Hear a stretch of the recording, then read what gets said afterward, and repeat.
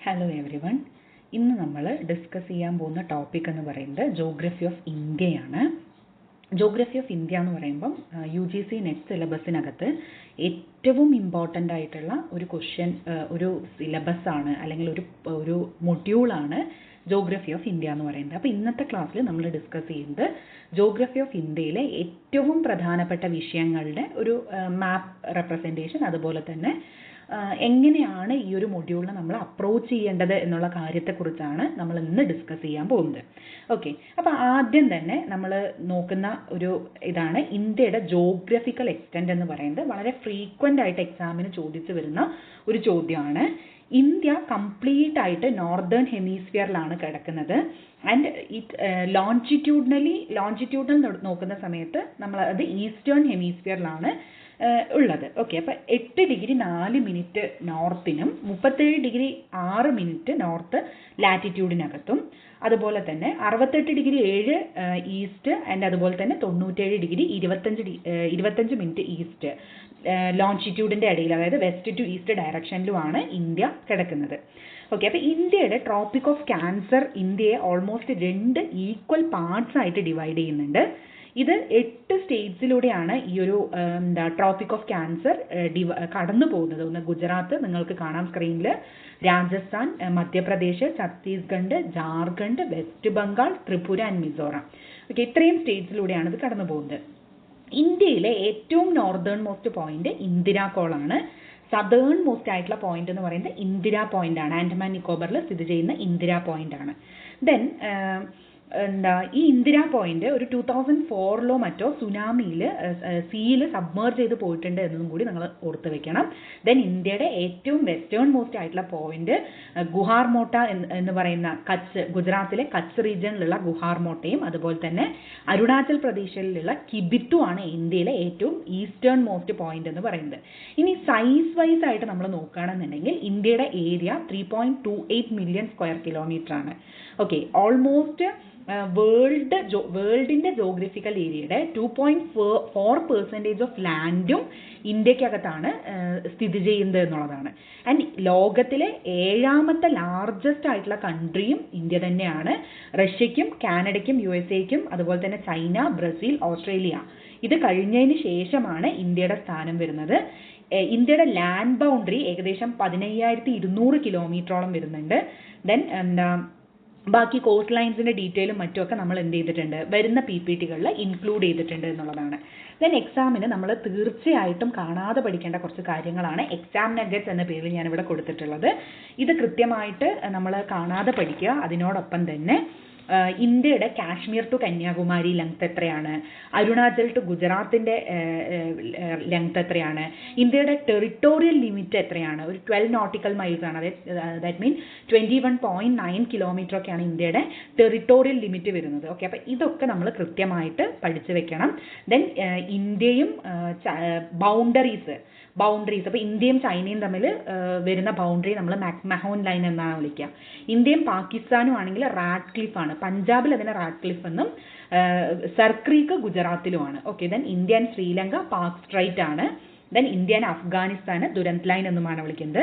Then ഓരോ രാജ്യങ്ങൾ അതിൻ്റെ ബോർഡർ ലെങ്ത് എത്രയാണ്, അത് ഷെയർ ചെയ്യുന്ന ഇന്ത്യൻ സ്റ്റേറ്റ്സ് ഏതൊക്കെയാണ് എന്നുള്ള കാര്യത്തെക്കുറിച്ചും നിങ്ങൾ കൃത്യമായിട്ടൊന്ന് നോക്കി വെക്കണം.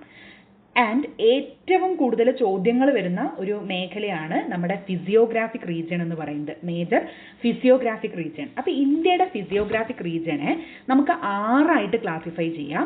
ഒന്ന് ഹിമാലയാസ്, രണ്ടാമത്തത് northern plains, then peninsular plains, Indian desert, coastal plains, islands. അപ്പം ഇതാണ് 6 നമുക്ക് ക്ലാസിഫൈ ചെയ്യാൻ പറ്റുന്നത്. അതിൽ ഒന്നാമത്തെ ഡിവിഷനാണ് ഹിമാലയാസ്. ഓക്കെ, അപ്പോൾ ഹിമാലയാസിനെ നമുക്ക് പ്രധാനമായിട്ടും 3 ക്ലാസിഫൈ ചെയ്യാൻ പറ്റും. ഒന്ന് ഹിമാദ്രി ഉണ്ട്, അതുപോലെ തന്നെ ഹിമാചൽ ഉണ്ട്, ശിവാലിക് ഉണ്ട്. ഓക്കെ, ഹിമാദ്രി, ഹിമാചൽ ആൻഡ് ശിവാലിക് എന്ന് പറയുന്ന 3 ക്ലാസിഫിക്കേഷനാണ്. അതിൻ്റെ വിഡ്ത്ത് എത്രയാണ്, ലെങ്ത് എത്രയാണ്, പ്രധാനപ്പെട്ട ക്യാരക്ടറിസ്റ്റിക്സ് എന്താണ് എന്നുള്ള കാര്യങ്ങൾ നമ്മൾ ഇതിനകത്ത് ഇൻക്ലൂഡ് ചെയ്തിട്ടുണ്ട്. അപ്പോൾ അത് സംസാരിച്ച് തന്നു കഴിഞ്ഞാൽ ഒരുപാട് സമയം പോകും എന്നുള്ളത് കൊണ്ട് ജസ്റ്റ് നമ്മൾ ഈ PPTക്കകത്ത് അത് മെൻഷൻ ചെയ്തിട്ടുണ്ട്. ഓക്കെ, അപ്പം എന്താ വളരെ യങ് ആയിട്ടുള്ള, ജിയോളജിക്കലി വളരെ യങ് ആയിട്ടുള്ള ഒരു ഫോൾട്ട് മൗണ്ടെയിൻ റേഞ്ചാണ് ഹിമാലയാസ് എന്ന് പറയുന്നത്. ഓൾമോസ്റ്റ് ഒരു 2500 കിലോമീറ്റർ ഒക്കെ ഈസ്റ്റ് ടു വെസ്റ്റ് ഡയറക്ഷനിൽ എന്ത് ചെയ്യുന്നുണ്ട്, എന്താ ഇത് സ്പ്രെഡ് ചെയ്ത് കിടക്കുന്നുണ്ട്. ഓക്കെ, അപ്പോൾ ഏകദേശം കാശ്മീർ മുതൽ അരുണാചൽ വരെയുള്ള ഭാഗങ്ങളിലാണ് നമുക്ക് ഈ ഒരു ഹിമാലയാസ് കാണാൻ വേണ്ടി കഴിയുന്നത്. ഓക്കെ, ദെൻ നമുക്ക് വേണമെങ്കിൽ ഹിമാലയാസിനെ 4 മൗണ്ടെയിൻ റേഞ്ചസ് ആയിട്ട് വേണമെങ്കിൽ ക്ലാസിഫൈ ചെയ്യാം. ഒന്ന് ട്രാൻസ് ഹിമാലയാസ് ആയിട്ട് ക്ലാസിഫൈ ചെയ്യാം, then Himadri, then Himachal, Shivalik. Okay, അപ്പോൾ ട്രാൻസ് ഹിമാലയാസ് ഓർ ടിബറ്റൻ ഹിമാലയാസും നമുക്ക് ഇൻക്ലൂഡ് ചെയ്യാം. എങ്കിലും നമ്മൾ പൊതുവെ ഹിമാദ്രി, ഹിമാചൽ, ശിവാലിക് എന്ന് പറയുന്ന ഒരു 3 ക്ലാസിഫിക്കേഷനാണ് ഇതിനകത്ത് വരുന്നത്. ഇതിൽ നമ്മൾ ശ്രദ്ധിക്കേണ്ട കാര്യം, ഹിമാദ്രി ഫോം ചെയ്യപ്പെട്ടത് ഇയോസീൻ ടൈമിലാണ്. ദെൻ അതുപോലെ തന്നെ മയോസീൻ ടൈമിലാണ് ഹിമാചൽ രൂപീകരിക്കപ്പെട്ടിരിക്കുന്നത്, പ്ലയോസീൻ ടൈമിലാണ് ശിവാലിക് രൂപീകരിക്കപ്പെട്ടിരിക്കുന്നത്. അപ്പോൾ ഇത് മാത്രം ജസ്റ്റ് നമ്മളൊന്ന് നോട്ട് ചെയ്ത് വെക്കണം. ദെൻ എന്താ കാരക്കോറം, ലഡാക്ക്, സസ്കർ തുടങ്ങിയ മലനിരകളുടെ പൊസിഷൻസും നോക്കിക്കോളൂ.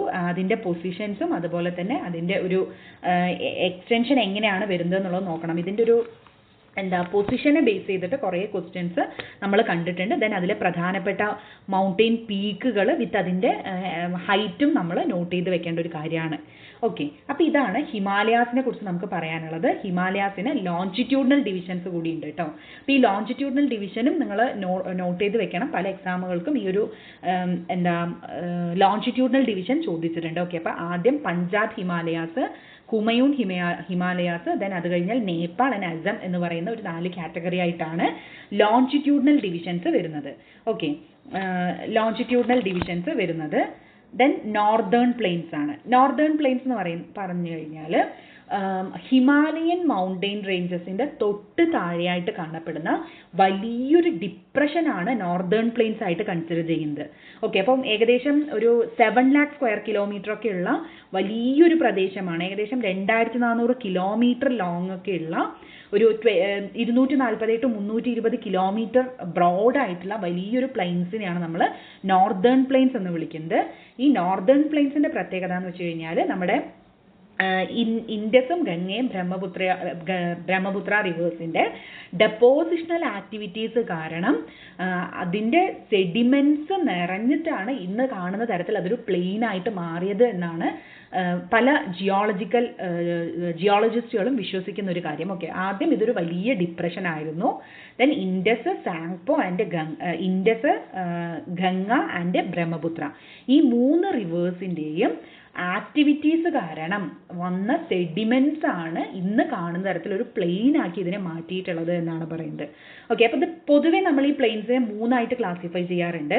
Punjab, Ganga plains and Brahmaputra plains എന്ന് പറയുന്ന 3 ആയിട്ട് തരംതിരിക്കാറുണ്ട്. ഓക്കെ, അപ്പോൾ ഇതിൻ്റെ താഴെ, ഹിമാലയാസിൻ്റെ തൊട്ട് താഴെ ഈ പ്ലെയിൻസിൽ കാണപ്പെടുന്ന ഒരു ഫീച്ചേഴ്സിനെ നമ്മൾ ബാബർ, ടെറായി, ഭാങ്കർ, ഖാദർ തുടങ്ങിയ പേരുകളിലൊക്കെ അറിയപ്പെടുന്നുണ്ട്. ഓക്കെ, അപ്പം ഇതിൽ ബാബർ എന്താന്ന് വെച്ച് കഴിഞ്ഞാൽ മൗണ്ടെയിൻസിൽ നിന്നും എന്താ ഡെപ്പോസിറ്റ് ചെയ്യപ്പെടുന്ന പെബിൾസിൻ്റെ ഒരു നാരോ ബെൽറ്റിനെയാണ് നമ്മൾ ഭാബർ എന്തുകൊണ്ട് വിളിക്കുന്നത്. ഓക്കെ, ഇതൊരു 8 to 16 കിലോമീറ്റർ വരെയൊക്കെയാണ് ഇതിൻ്റെ വിട്ട് വരുന്നത്. ശിവാലിക്കിൻ്റെ സദേൺ പാർട്ടിലാണ് ഈ ഒരു തരത്തിലുള്ള ഒരു ലാൻഡ് ഫോം നമുക്ക് കാണാൻ കഴിയുന്നത്.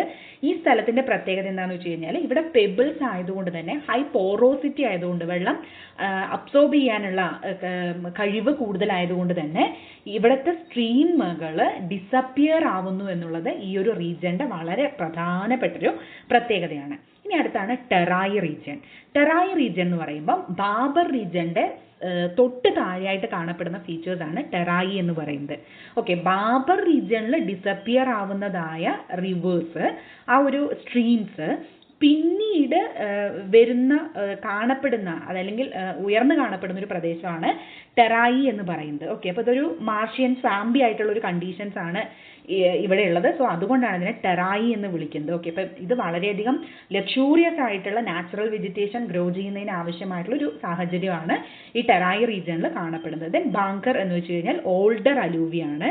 പ്രധാനമായിട്ടും ഇതിൽ കാൽഷ്യം കണ്ടന്റിൻ്റെ ഡെപ്പോസിറ്റ്സ് ആണ് ഏറ്റവും കൂടുതലുള്ളത്. ഇതിനെ ലോക്കലി അവിടെയുള്ള ആളുകൾ കൺകാർ എന്നാണ് വിളിക്കുന്നത്. ഓക്കെ, അപ്പം ഇതിൻ്റെ പ്രൊനൗൺസിയേഷനിലൊക്കെ വേരിയേഷൻ വരുമായിരിക്കും, പക്ഷേ എങ്കിലും നമുക്കത് കങ്കാർ എന്ന് പ്രൊനൗൺസ് ചെയ്യാം. കങ്കാർ എന്നാണ് ഈ ഒരു കാൽക്കേരിയസ് ഡെപ്പോസിറ്റ്സിനെ ലോക്കലി അറിയപ്പെടുന്ന പേരെന്ന് പറയുന്നത്.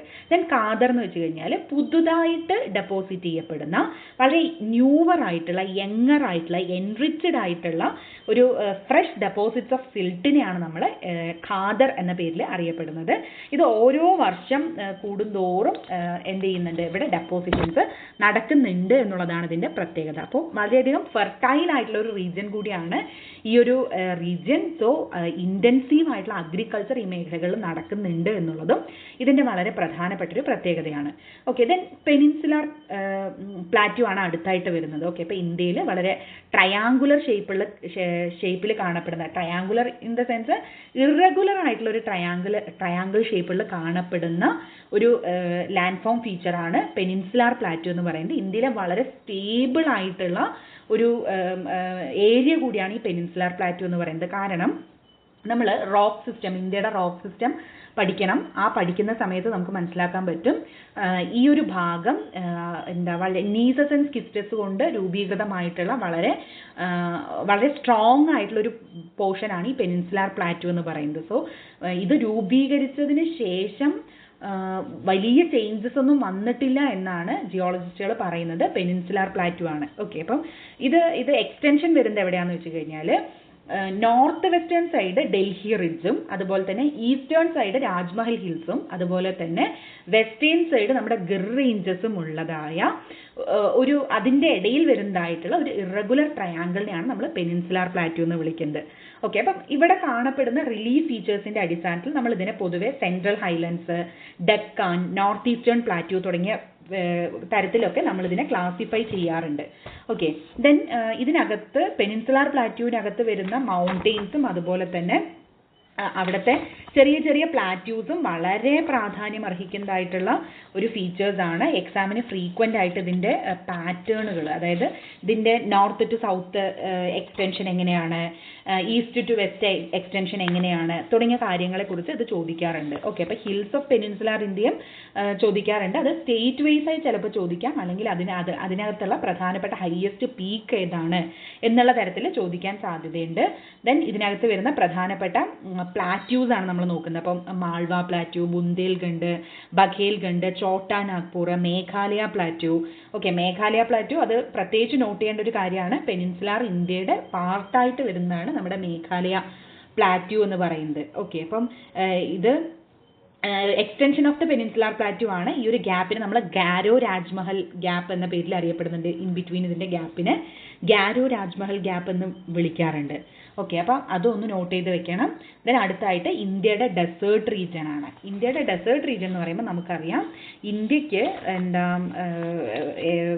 വളരെയധികം ഒരു ഡൈവേഴ്സിഫൈഡ് ആയിട്ടുള്ള ഒരു നേച്ചറാണ് ഇന്ത്യക്കുള്ളത്. അപ്പോൾ ഇന്ത്യക്കകത്ത് വളരെ കോൾഡുള്ള റീജിയൻസും ഉണ്ട്, അതുപോലെ തന്നെ വളരെ ചൂട് കൂടിയ പ്രദേശങ്ങൾ ഡെസേർട്ട് റീജിയൻസും ഇന്ത്യയിലുണ്ട്. അപ്പോൾ ഇന്ത്യയുടെ ഡെസേർട്ട് എന്ന് പറയുന്നത് വളരെ പ്രത്യേകതയുള്ള വളരെ വലിയൊരു ഡെസേർട്ടാണ്. ലോഞ്ചിറ്റ്യൂഡിനൽ ഡൂൺസും ബാർക്കൺസും ആണ് പ്രധാനമായിട്ടും ഈ ഭാഗത്ത് കാണപ്പെടുന്നത്. ഇതിൻ്റെ വെസ്റ്റേൺ ബൗണ്ടറി എന്ന് പറയുന്നത് ഇൻഡസ് റിവറും അതുപോലെ തന്നെ നോർത്ത് ഈസ്റ്റ് എന്ന് പറയുന്നത് പഞ്ചാബ് പ്ലെയിനും ആണ് കാണപ്പെടുന്നത്. സൗത്ത് ഈസ്റ്റ് ബൗണ്ടറി ആയിട്ട് നമ്മുടെ ആരവല്ലി റേഞ്ചസും ആണ് വരുന്നത്. ഓക്കെ, ആൻഡ് ഇതിൻ്റെ സദേൺ ഭാഗത്തായിട്ടാണ് റാൻ ഓഫ് കച്ച് സ്ഥിതി ചെയ്യുന്നത്. ഓക്കെ, ഇതൊക്കെയാണ് ഡെസേർട്ടിൻ്റെ പ്രത്യേകതയായിട്ട് വരുന്നത്. ഡെസേർട്ടിൻ്റെ ഭാഗത്തു നിന്നും ഇതുവരെ കാര്യമായിട്ടുള്ള ചോദ്യങ്ങൾ ചോദിച്ച് കണ്ടിട്ടുള്ള ചോദ്യം പിന്നെ വരുന്നത് ഇത് ഒരു കാലഘട്ടത്തിൽ ഈ ഒരു ഭാഗം ഓഷ്യൻ്റെ അണ്ടറിലായിരുന്നു എന്നും അതിനാവശ്യമായിട്ടുള്ള തെളിവുകൾ ഈ ഭാഗത്ത് നിന്ന് ലഭിക്കുന്നുണ്ട് എന്നുള്ളൊരു ന്യൂസ് പുതുതായിട്ട് വരുന്നുണ്ട്. അത് മാത്രം ജസ്റ്റ് ഒന്ന് നോട്ട് ചെയ്ത് വെക്കണം. ദെൻ അടുത്താണ് ഇന്ത്യയുടെ കോസ്റ്റൽ പ്ലെയിൻസ്. ഓക്കെ, അപ്പോൾ ഇന്ത്യയുടെ കോസ്റ്റൽ പ്ലെയിൻസ് എന്ന് പറയുമ്പം വളരെ ഡൈവേഴ്സിഫൈഡ് ആയിട്ടുള്ള ഒരു കോസ്റ്റൽ പ്ലെയിൻസ് ആണ് ഇന്ത്യക്കുള്ളത്.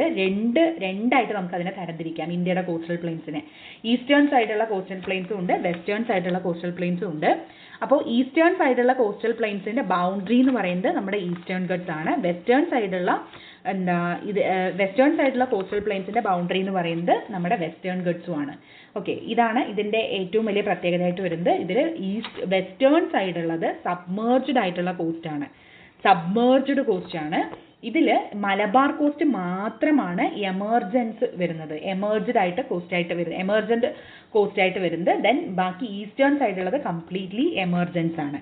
ഓക്കെ, ക്ലിയർ ആണെന്ന് വിചാരിക്കുന്നു. നമ്മുടെ വെസ്റ്റേൺ സൈഡിലുള്ള കോസ്റ്റ് സബ്മേർജ് ആൻഡ് എമർജ് എന്ന് പറയുന്ന ഒരു കോണ്ടിനെന്റ് രൂപീകരിക്കപ്പെടുന്ന സമയത്ത് രണ്ട് തരത്തിലുള്ള പ്രോസസ്സ് ഉണ്ടാവും എന്ന് നമ്മൾ ജിയോമോർഫോളജിയുടെ ക്ലാസ്സിൽ എക്സ്പ്ലെയിൻ ചെയ്തിട്ടുണ്ടായിരുന്നു. ഒന്ന് സബ്മേർജൻസും മറ്റേത് എമർജൻസും ആണ്. ഓക്കെ, അപ്പം എന്താ സബ്സിഡൻസ് ആൻഡ് അപ്ലിഫ്റ്റ്മെൻറ്റ് അങ്ങനെ നിങ്ങൾ മനസ്സിലാക്കി വെച്ചാലും മതി. ഓക്കെ, സബ്സിഡൻസ് ആൻഡ് അപ്ലിഫ്റ്റ്മെൻറ്റ് എന്ന് പറയുന്ന രണ്ട് പ്രോസസ്സാണ് സംഭവിക്കുന്നത്. അപ്പോൾ സബ്മേർജൻസ് എന്ന് പറഞ്ഞു കഴിഞ്ഞാൽ എന്താണ്, സബ്മേർജ് ചെയ്തുകൊണ്ട് കോസ്റ്റൽ പ്ലെയിൻസ് ആയിട്ട് മാറിയതിനെയാണ് നമ്മൾ കോസ്റ്റ് ലൈൻസ് ഓഫ് സബ്മേർജൻസ് എന്ന് പറയുന്നത്. ഓക്കെ, എമർജൻസ് എന്ന് പറയുന്ന സമയത്ത് ഈ ലാൻഡ് ഫോം എമർജ് ചെയ്തിട്ടാണ്, അപ്ലിഫ്റ്റ് ചെയ്തിട്ടാണ് ഇവിടെ കോസ്റ്റൽ പ്ലെയിൻസ് ഉണ്ടായിരിക്കുന്നത്. സോ അതാണ് എമർജൻസ് കോസ്റ്റ് ലൈൻസ് എന്ന് വിളിക്കുന്നത്. ഓക്കെ, അപ്പോൾ ഇതിൽ വെസ്റ്റേൺ കോസ്റ്റ് ലൈൻസിനെ നമുക്ക് പ്രധാനമായിട്ടും നമ്മൾ ക്ലാസിഫൈ ചെയ്യുന്നത് എങ്ങനെയാണെന്ന് വെച്ച് കഴിഞ്ഞാൽ, ഒന്ന് Kathiawar peninsula. Okay, first Kutch വരുന്നുണ്ട്, ദെൻ കത്തിയവാർ പെനിൻസുല വരുന്നുണ്ട്, കൊങ്കൺ കോസ്റ്റ് വരുന്നുണ്ട്, ദെൻ കർണാടക കോസ്റ്റ് ലൈനും അതുപോലെ തന്നെ മലബാർ പ്ലെയിൻസുമാണ് വരുന്നത്. അപ്പോൾ കത്തിയവാർ എന്ന് പറയുന്ന സമയത്ത് നമ്മുടെ കച്ചിൻ്റെ സദേൺ ഭാഗത്തുള്ളതായ ഈ ഒരു ഭാഗത്തെയാണ് നമ്മൾ ഗിർ റേഞ്ചൊക്കെ ലൊക്കേറ്റ് ചെയ്യുന്ന ഈ ഒരു ഭാഗത്തെയാണ് കത്തിയവാർ പെനിൻസുലായിട്ട് നമ്മൾ കൺസിഡർ ചെയ്യുന്നത്. ദെൻ അതിന് തൊട്ട് താഴെ വരുന്നത് ഗുജറാത്ത് പ്ലെയിൻസ് ആണ്. ഗുജറാത്ത് പ്ലെയിൻസ് എന്ന് പറയുമ്പം നർമ്മദയുടെ ഡെപ്പോസിഷൻസ് കാരണം രൂപീകൃതമായിട്ടുള്ള കച്ചൻ കത്തിയവാർ പ്ലെയിൻസ് ഈസ്റ്റേൺ സൈഡിൽ ബൗണ്ടറി ആയിട്ട് വരുന്നതായിട്ടുള്ള സ്ഥലത്തുനിന്ന് താഴേക്കുള്ള ഭാഗത്തെയാണ് ഗുജറാത്ത് പ്ലെയിൻസ് ആയിട്ട് നമ്മൾ കൺസിഡർ ചെയ്യുന്നത്. ഓക്കെ, അപ്പം ഈ നമ്മുടെ ഗൾഫ് ഓഫ് കമ്പത്തൊക്കെ സ്ഥിതി ചെയ്യുന്നത്, ഗൾഫ് ഓഫ് ക്യാമ്പെ ഗൾഫ് ഓഫ് കമ്പത്തൊക്കെ സ്ഥിതി ചെയ്യുന്നത് ഈ ഗുജറാത്ത് പ്ലെയിൻ്റെ ഭാഗമായിട്ടാണ് എന്നുള്ളതാണ്. ദെൻ കൊങ്കൺ പ്ലെയിൻ ആണ്. കൊങ്കൺ പ്ലെയിൻ എന്ന് പറയുന്ന സമയത്ത് ഡാമൻ ദിയു മുതൽ ഗോവ വരെയുള്ള ഭാഗത്തെയാണ് നമ്മൾ കൊങ്കൺ പ്ലെയിൻ ആയിട്ട് കൺസിഡർ ചെയ്യുന്നത്. ദെൻ കർണാടക കോസ്റ്റൽ പ്ലെയിൻസ് വരുന്നുണ്ട്, മലബാർ പ്ലെയിൻസ് വരുന്നുണ്ട്. ദെൻ ഈസ്റ്റേൺ കോസ്റ്റൽ പ്ലെയിൻ ആണ്. ഈസ്റ്റേൺ കോസ്റ്റൽ പ്ലെയിൻ എന്ന് പറയുന്ന സമയത്ത് സുവർണരേഖ റിവർ മുതൽ കന്യാകുമാരി വരെ, ഓക്കെ, സുവർണരേഖ റിവർ മുതൽ കന്യാകുമാരി വരെ രൂപീകൃതമായിരിക്കുന്നതിനെയാണ് നമ്മൾ ഈസ്റ്റേൺ കോസ്റ്റൽ പ്ലെയിൻസ് ആയിട്ട് കൺസിഡർ ചെയ്യുന്നത്. അപ്പോൾ ഇതിനെ നമ്മൾ ഉത്കൽ ഒഡീഷയുടെ കോസ്റ്റൽ പ്ലെയിൻസ് നമ്മൾ ഉത്കൽ കോസ്റ്റ് എന്നാണ് വിളിക്കുക. ഓക്കെ, അപ്പം ഇതൊരു എക്സാമിന് ചോദിച്ചിട്ടുണ്ട്. ദെൻ അടുത്തത് ആന്ധ്ര പ്ലെയിൻ ഉണ്ട്, തമിഴ്നാട് പ്ലെയിൻ. ഓക്കെ, അപ്പോൾ ഇത്രയാണ് ഇന്ത്യൻ കോസ്റ്റ് ലൈൻസിനെ കുറിച്ച് വരുന്നത്. അപ്പോൾ ഇന്ത്യയുടെ വെസ്റ്റേൺ കോസ്റ്റൽ പ്ലെയിൻസും ഈസ്റ്റേൺ കോസ്റ്റൽ പ്ലെയിൻസും ഉള്ള ഒരു താരതമ്യപ്പെടുത്തൽ നമ്മൾ നിർബന്ധമായിട്ടും പഠിക്കണം. അതിനോടൊപ്പം തന്നെ വളരെ ലേറ്റസ്റ്റ് ആയിട്ട് 2025 ഏപ്രിലിൽ ഈ കോസ്റ്റ് ലെങ്ത്തിൻ്റെ ഒരു റിവൈസ്ഡ് ലെങ്ത്ത് പബ്ലിഷ് ചെയ്യപ്പെട്ടിട്ടുണ്ട്. എന്തുകൊണ്ടാണെന്ന് വെച്ച് കഴിഞ്ഞാൽ ഇത് ഒരുപാട് കാലം മുന്നേ എടുത്ത കോസ്റ്റൽ ലെങ്ത് ആണ് നമ്മൾ ഇപ്പോഴും പഠിച്ചുകൊണ്ടിരിക്കുന്നത്. ഇപ്പം ടെക്നോളജി വളരെയധികം അപ്ഗ്രേഡ് ചെയ്യപ്പെട്ടിട്ടുണ്ട്. അപ്പോൾ അതിൻ്റെ അടിസ്ഥാനത്തിൽ cost lines of India, length of the cost lines in India എന്താണ് എന്നുള്ളത് മെഷർ ചെയ്തിട്ടുണ്ട്. അപ്പോൾ അതിൻ്റെ അടിസ്ഥാനത്തിലുള്ള ഒരു ടേബിൾ നമ്മൾ കൊടുത്തിട്ടുണ്ട്. നിർബന്ധമായിട്ടും ഇത് പഠിക്കണം, കാരണം എക്സാമിന് ഇങ്ങനെ ചോദിക്കാൻ സാധ്യതയുണ്ട്. പിന്നെ ഇന്ത്യയുടെ ഐലൻഡ്സ് ആണ്. ഇന്ത്യക്ക് പ്രധാനമായിട്ടും 2 ഐലൻഡ്സ് ആണുള്ളത്. ഒന്ന് ലക്ഷദ്വീപ്, അറേബ്യൻ സീയിലുള്ള ലക്ഷദ്വീപും, ദെൻ രണ്ടാമത് വരുന്നത് ആൻഡമാൻ ആൻഡ് നിക്കോബർ ഐലൻഡുമാണ്. അപ്പോൾ ഇതിൽ എത്ര ദ്വീപുകളുണ്ട്, അതുപോലെ തന്നെ ഇതിൻ്റെ ഇൻ ബിറ്റ്വീൻ ആയിട്ട് വരുന്ന ഡിഗ്രി ചാനലുകൾ, ഇപ്പോൾ ആൻഡമാൻ ആൻഡ് നിക്കോബറിൻ്റെ ഇടയിൽ വരുന്നതാണ് 10 ഡിഗ്രി ചാനൽ എന്ന് പറയുന്നത്. അപ്പോൾ ഇത്തരത്തിലുള്ള ചാനലുകൾ നമ്മൾ പഠിക്കണം. ദെൻ ഇവിടുത്തെ പ്രധാനപ്പെട്ട വോൾക്കനോസ്, ഓക്കെ, വോൾക്കനോസ് നമ്മൾ പ്രധാനമായിട്ട് പഠിക്കണം. പീക്കുകളും ആണ് ഈ ഒരു ഇതിൽ മെയിനായിട്ട് നമ്മൾ നോക്കേണ്ടതായിട്ടുള്ള ഒരു കാര്യം. ഓക്കെ, അപ്പം ഇതിനകത്ത് പറയാനുള്ളത് 10 ഡിഗ്രി ചാനൽ, ആൻഡമാനും നിക്കോബർ ഗ്രൂപ്പും തമ്മിൽ വേർതിരിക്കുന്ന രേഖകളെയാണ് നമ്മൾ 10 ഡിഗ്രി ചാനൽ എന്ന് വിളിക്കുന്നത്. ലക്ഷദ്വീപും മിനിക്കോയും തമ്മിലുള്ളത് 9 ഡിഗ്രി ചാനലും, ദെൻ മിനിക്കോയ് ആൻഡ് മാൽദീവ്സ് തമ്മിലുള്ളത് 8 ഡിഗ്രി ചാനലായിട്ടാണ് കൺസിഡർ ചെയ്യുന്നത്. ഓക്കെ, ഇതിനടുത്തത് പ്രധാനമായിട്ടും നോക്കേണ്ട ഒന്നാണ് ഡ്രൈനേജ് സിസ്റ്റം. ഏറ്റവും കൂടുതൽ ചോദ്യങ്ങൾ വരുന്ന 2 മേഖലകളാണ് ഫിസിയോഗ്രാഫി ആൻഡ് ഡ്രൈനേജ് സിസ്റ്റം. അപ്പോൾ ഡ്രൈനേജ് സിസ്റ്റം എന്ന് പറയുന്ന സമയത്ത് നമുക്ക് ഒരു സ്പെഷ്യൽ ക്ലാസ് തന്നെ, ഒരു 1 hour തന്നെ നമ്മൾ എടുക്കാനുള്ള ടോപ്പിക്കുകൾ ഈ ഡ്രൈനേജ് സിസ്റ്റത്തിനകത്തുണ്ട്. അപ്പോൾ ഈ ഡ്രൈനേജ് സിസ്റ്റത്തിൽ നിങ്ങൾ പഠിക്കേണ്ട കാര്യം എന്താണെന്ന് വെച്ച് കഴിഞ്ഞാൽ പ്രധാനപ്പെട്ട പെനിൻസുലാർ റിവർ സിസ്റ്റം ഉണ്ട്, ഹിമാലയൻ റിവർ സിസ്റ്റം ഉണ്ട്. ഓക്കെ, അപ്പോൾ ഈ ഹിമാലയൻ റിവർ സിസ്റ്റം എന്താണ്, പെനിൻസുലാർ റിവർ സിസ്റ്റം എന്താണ്, അതിൻ്റെ മെയിൻ ഒറിജിൻ എവിടെയാണ്, ഓരോ റിവറിൻ്റെയും ഒറിജിൻ എവിടെയാണ്, എത്ര ലെങ്ത് അത് സഞ്ചരിക്കുന്നുണ്ട്, ഏത് ഓഷ്യനിലാണ് അത് വന്ന് ജോയിൻ ചെയ്യുന്നത്, ഏത് സൈഡിലോട്ടാണ് ഒഴുകുന്നത്. ഇപ്പം ഒരു ഇൻഡസ് ഓർ ഗംഗ ഒക്കെ ആണെന്നുണ്ടെങ്കിൽ അതിൻ്റെ left bank and right bank tributaries നിങ്ങൾ നിർബന്ധമായിട്ടും പഠിക്കണം. ഓക്കെ, അപ്പോൾ ഇത്രയും കാര്യങ്ങളാണ് അതിനകത്ത് വരുന്നത്. അപ്പോൾ അതിൻ്റെ ഒരു ഫ്ലോ ചാർട്ട് നമ്മൾ കൃത്യമായിട്ട് ഇതിനകത്ത് കൊടുത്തിട്ടുണ്ട്. അപ്പോൾ അതിൽ എന്തെങ്കിലും സംശയങ്ങൾ ഉണ്ടെങ്കിൽ നിങ്ങൾക്ക് ചോദിക്കാവുന്നതാണ്. ഓക്കെ, അപ്പോൾ east and west flowing reverse മസ്റ്റായിട്ട് നമ്മൾ നോക്കണം. ദെൻ ഇതിൻ്റെ നോർത്ത് ടു സൗത്ത് അറേഞ്ച്മെൻറ്റ്സ് എങ്ങനെയാണ് വരുന്നത്, ഇങ്ങനത്തെ കാര്യങ്ങളൊക്കെ കൃത്യമായിട്ട് നോട്ട് ചെയ്ത് വെച്ച് പഠിക്കണം. ദെൻ പെനിൻസുലാർ റിവേഴ്സും ഹിമാലയൻ റിവേഴ്സും തമ്മിലുള്ള ഒരു കമ്പാരിസൺ ജസ്റ്റ് ഒന്ന് നോക്കി പോകണം. ഓക്കെ, ദെൻ ഈ ഡ്രൈനേജ് പാറ്റേണിൽ പിന്നെ ചോദിച്ചു കണ്ടിട്ടുള്ള ഒരു ചോദ്യമാണ് ടൈപ്സ് ഓഫ് ഡ്രൈനേജ് പാറ്റേൺ എന്താണെന്നുള്ളത്. ഓക്കെ, അപ്പോൾ ടൈപ്സ് ഓഫ് ഡ്രൈനേജ് പാറ്റേൺ എന്ന് പറയുമ്പോൾ നമുക്ക് പൊതുവെ രണ്ടായിട്ട് ഇതിനെ തരംതിരിക്കാൻ പറ്റും. ഒന്ന് ഡിസ്കോർഡൻറ്റ് ഡ്രൈനേജും ഉണ്ട്, കൺകോർഡൻറ്റ് ഡ്രൈനേജും ഉണ്ട്. ഓക്കെ, അപ്പം എന്താണ് കൺകോർഡൻറ്റ് ഡ്രൈനേജ് എന്ന് വെച്ച് കഴിഞ്ഞാൽ, അല്ലെങ്കിൽ കൺകോർഡൻറ്റ് എന്ന് പറയുമ്പം സീക്വൻ്റ് എന്നാണ് വിളിക്കുക, ഡിസ്കോർഡൻറ്റ് ഡ്രൈനേജിനെ ഇൻസീക്വൻ്റ് എന്നും നമ്മൾ വിളിക്കാറുണ്ട്. അപ്പം എന്താണ് ഈ കൺകോർഡൻറ്റ് അല്ലെങ്കിൽ സീക്വൻ്റ് എന്ന് വെച്ച് കഴിഞ്ഞാൽ, നദികൾ അവയുടെ റീജിയണൽ സ്ലോപ്പ് ആൻഡ് ജിയോളജിക്കൽ സ്ട്രക്ചറിനെ പിന്തുടരുകയാണ് എന്നുണ്ടെങ്കിൽ കോൺകോർഡൻറ്റ് ഡ്രൈനേജ് എന്ന് വിളിക്കുന്നു. ഓക്കെ, ഇപ്പോൾ ഒരു സ്ഥലത്ത് ഒരു നിശ്ചിത അളവിലൊരു സ്ലോപ്പ് ഉണ്ട് എന്നുണ്ടെങ്കിൽ ഒരു റിവർ ഫ്ലോ ചെയ്യുമ്പോൾ ആ സ്ലോപ്പിനെ അവർ ഫോളോ ചെയ്യുന്നുണ്ടോ, ആ സ്ലോപ്പിനനുസരിച്ച് തന്നെയാണ് റിവർ ഫ്ലോ ചെയ്യുന്നതെങ്കിൽ അതിന് നമ്മൾ കൺകോർഡൻറ്റ് ഡ്രൈനേജ് എന്നാണ് വിളിക്കുക. ഈ കൺകോർഡൻറ്റ് ഡ്രൈനേജ് തന്നെ കോൺസീക്വൻ്റ് ഉണ്ട്, സബ്സീക്വൻ്റ് ഉണ്ട്, ഒബ്സീക്വൻ്റ് ഉണ്ട്, റെസീക്വൻ്റ് എന്ന് പറയുന്ന 4 തരം ക്ലാസിഫിക്കേഷൻസ് ആണ് ഉള്ളത്. അപ്പോൾ ഇത് മാച്ച് ദ ഫോളോയിങ് ആയിട്ട് ചോദിച്ചു കണ്ടിട്ടുണ്ട്. എന്താണ് കോൺസീക്വൻറ്റ് സ്ട്രീംസ് എന്ന് പറയുന്നത്? ഓക്കെ, അപ്പം ഒരു ഇനിഷ്യൽ ടോപ്പോഗ്രഫിയെ ഫോളോ ചെയ്തുകൊണ്ട് ഒഴുകുന്നതായ സാധാരണ ഒരു സ്ട്രീമിനെയാണ് നമ്മൾ കോൺസീക്വൻറ്റ് സ്ട്രീം എന്ന് പറയുന്നത്. മോസ്റ്റ് ഓഫ് ദ പെനിൻസുലാർ റിവേഴ്സും ഇതിനൊരു ബെസ്റ്റ് എക്സാമ്പിൾ ആണ്. ഓക്കെ, വളരെ പ്രധാനപ്പെട്ട ഒരു എക്സാമ്പിൾ ആണ് ഇതെന്ന് പറയുന്നത്. ദെൻ ഇതിനകത്ത് വരുന്നതാണ് സബ്സീക്വൻറ്റ് സ്ട്രീംസ് എന്ന് പറയുന്നത്. കോൺസീക്വൻറ്റ് സ്ട്രീംസിന് ശേഷം ഡെവലപ്പ് ചെയ്തുകൊണ്ട് അതിൻ്റെ കോൺസീക്വൻറ്റ് സ്ട്രീംസിൻ്റെ റൈറ്റ് ആംഗിളിൽ ജോയിൻ ചെയ്യുന്നതായ സ്ട്രീമുകളെയാണ് നമ്മൾ സബ്സീക്വൻറ്റ് സ്ട്രീംസ് എന്ന് പറയുന്നത്. നമ്മൾ ബെത്വ, ചമ്പൽ, സിന്ധ് തുടങ്ങിയതൊക്കെ ഇതിനൊരു എക്സാമ്പിളായിട്ട് പറയാം.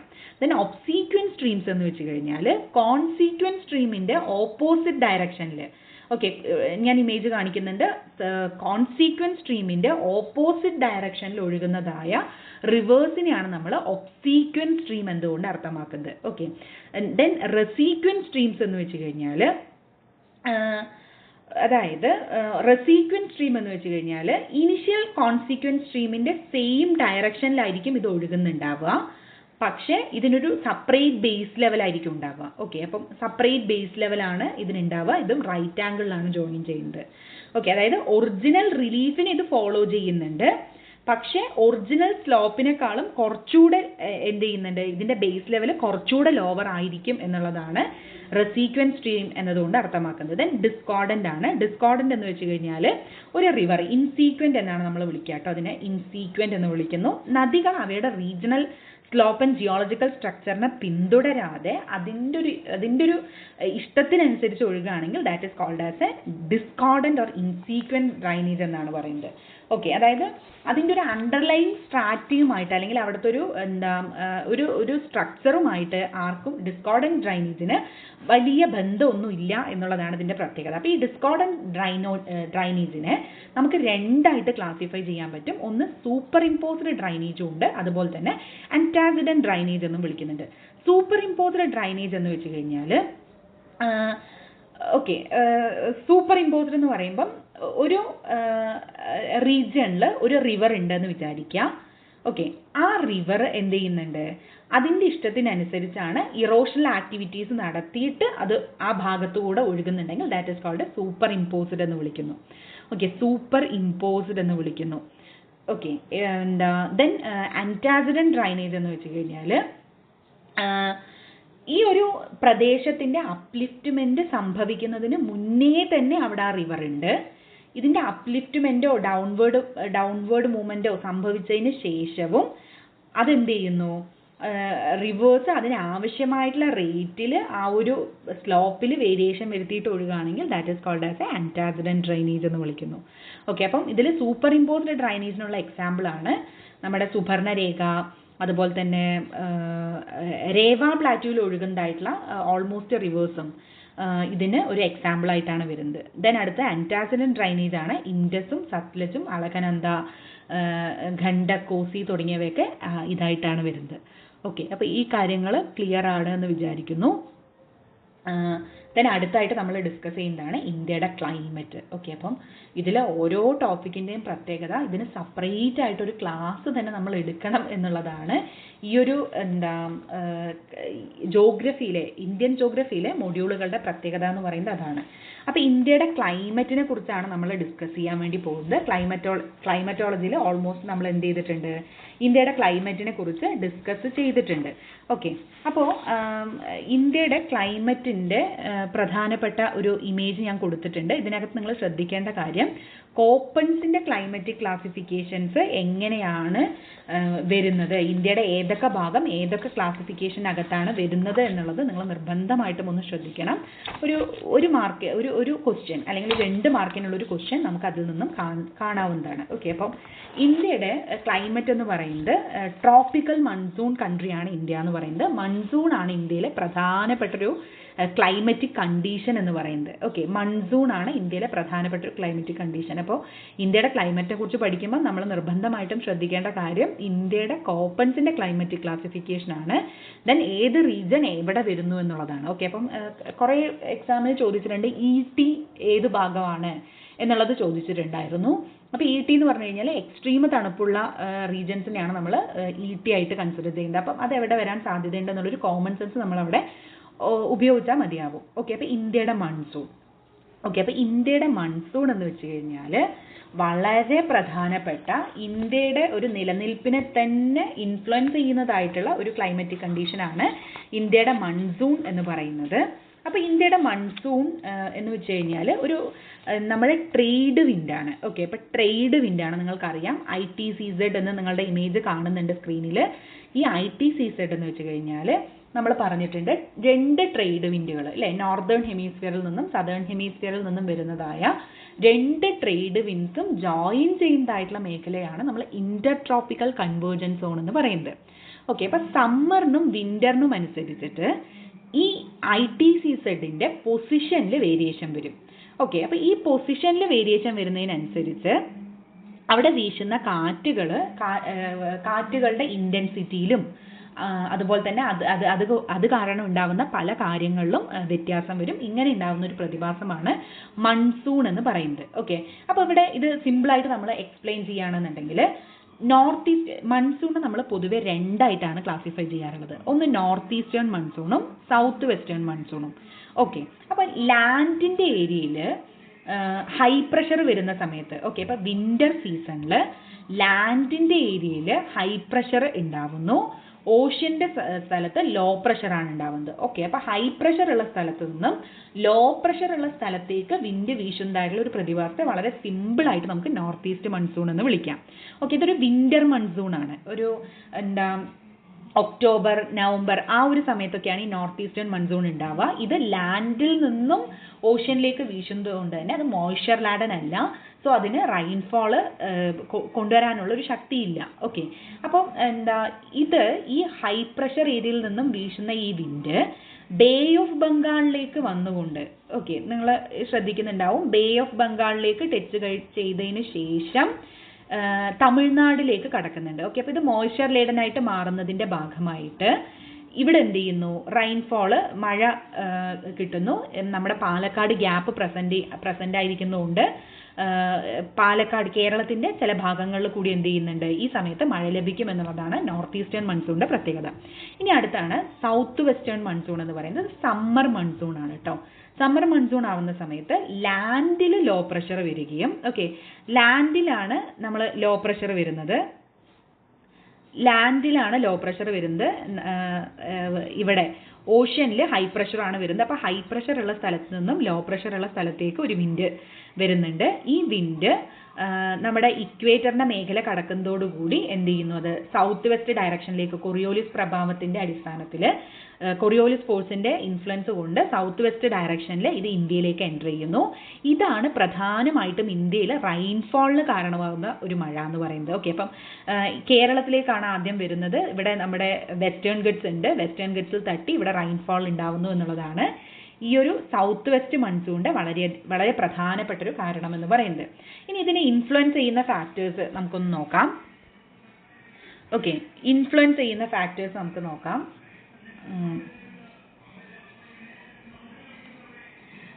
എന്തൊക്കെയാണ് ഇതിൽ നിങ്ങൾ പഠിക്കേണ്ട? Tibetan plateau, sub tropical jet stream, tropical easterly jet stream, inter tropical convergence zone, inter tropical convergence zone, അതുപോലെ തന്നെ Somali jet stream, Somali current, Indian ocean branch of വാക്കസിൽ, ഇന്ത്യൻ ഓഷ്യൻ ഡീപോൾ, ഇതൊക്കെ നിങ്ങൾ എന്താണ് എന്നുള്ളത് നോക്കി വെക്കണം. ഓക്കെ, അപ്പം ഈ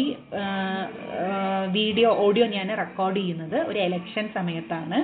സോ അതുകൊണ്ട് തന്നെ നിങ്ങൾക്ക് ബാക്ക്ഗ്രൗണ്ടിൽ നമ്മളെ ജനാധിപത്യ മഹോത്സവത്തിൻ്റെ പല അലയൊലികളും കേൾക്കാൻ വേണ്ടി പറ്റും. അപ്പോൾ നിങ്ങളത് ആ ഒരു വൈബിൽ തന്നെ എടുക്കുക. ഇതിനിടയ്ക്ക് എന്തെങ്കിലും സംശയങ്ങളുണ്ടെങ്കിൽ ഒന്ന് ചോദിക്കുക കേട്ടോ. അപ്പോൾ ഇത് വലിയൊരു മൊഡ്യൂളാണ്, നമുക്ക് ഒരൊറ്റ ക്ലാസ്സിൽ എക്സ്പ്ലെയിൻ ചെയ്യാൻ പറ്റാത്തൊരു കാര്യമാണ്. അപ്പോൾ ഞാൻ അതിൻ്റെ സബ് ടോപ്പിക്കുകൾ ഇതിനകത്ത് കൊടുത്തിട്ടുണ്ട്. ഒഴിവ് പോലെ ഇത് എങ്ങനെയാണ് സൗത്ത് വെസ്റ്റ് മൺസൂണിനെ ഇൻഫ്ലുവൻസ് ചെയ്യുന്നത് എന്നുള്ളത് നോക്കുക. ഓക്കെ, ഇത് പ്രധാനമായിട്ടും ലോ പ്രഷറും ഹൈ പ്രഷറിനെയും ഒന്നില്ലെങ്കിൽ ശക്തിപ്പെടുത്തുന്നു, അല്ലെങ്കിൽ അതിനെ ഒന്ന് വീക്ക് ചെയ്യിക്കുന്നു. ഈ ഒരു പ്രോസസ്സാണ് ഈ എല്ലാ പോയിന്റ്സും ചെയ്യുന്നത്. ഇതിനനുസരിച്ച് വിൻഡിൻ്റെ ഡയറക്ഷനിലും അതിൻ്റെ ഇൻറ്റൻസിറ്റിയിലും വേരിയേഷൻ വരുന്നുണ്ട് എന്നുള്ളതാണ്. ഓക്കെ, ദെൻ നോർത്ത് ഈസ്റ്റ് മൺസൂണിനെ ഇൻഫ്ലുവൻസ് ചെയ്യുന്ന ഫാക്ടേഴ്സും പോയിന്റ് ഔട്ട് ചെയ്തിട്ടുണ്ട്. ഇതും ജസ്റ്റ് ഒന്ന് ചെക്ക് ചെയ്യണം. ദെൻ ഇന്ത്യയുടെ നാച്ചുറൽ വെജിറ്റേഷൻ ആണ്. നാച്ചുറൽ വെജിറ്റേഷൻ എങ്ങനെയാണ്, എവിടേക്കാണ് സ്പ്രെഡ് ചെയ്തിരിക്കുന്നത് എന്നുള്ള കാര്യങ്ങളും ഞാൻ പറഞ്ഞിട്ടുണ്ട്.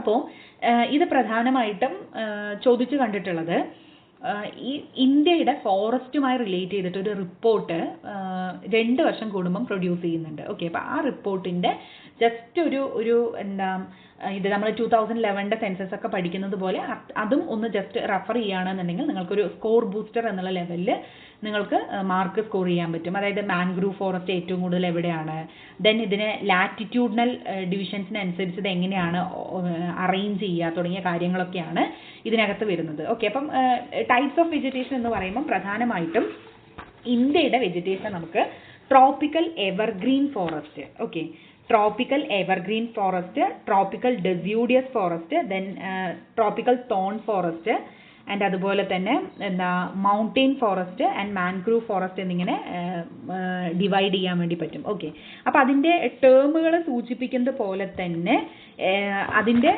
ക്യാരക്ടറിസ്റ്റിക്സും ഓൾമോസ്റ്റ് സിമിലർ തന്നെയാണ്. അതിൻ്റെ ടേം